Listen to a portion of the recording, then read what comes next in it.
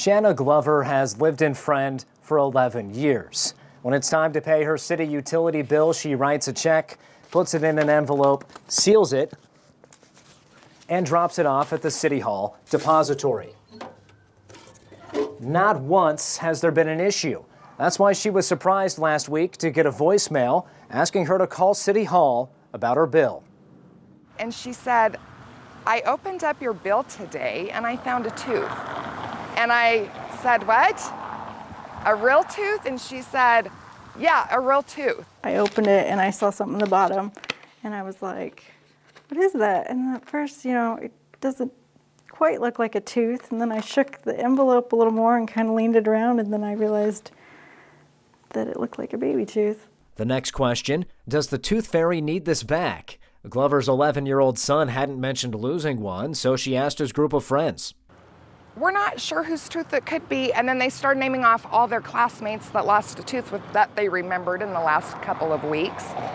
And nobody really knew for sure who lost the tooth. Glover posted a photo of the tooth to the popular Nebraska Through the Lens Facebook group, and it took off. Many commenters were impressed the city's deputy clerk, Mallory Irwin, made the effort to call. She says she wanted to make sure a family wasn't missing a keepsake. Instead of just throwing it in the trash, I thought it was more something she wanted to keep, and have later.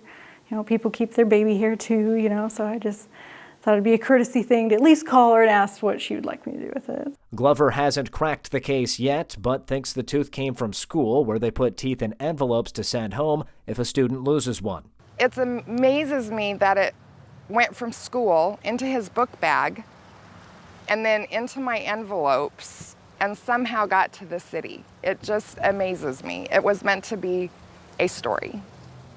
Further complicating efforts to solve the mystery, once her son's friends found out the tooth was gaining fame, they all started to claim it as their own.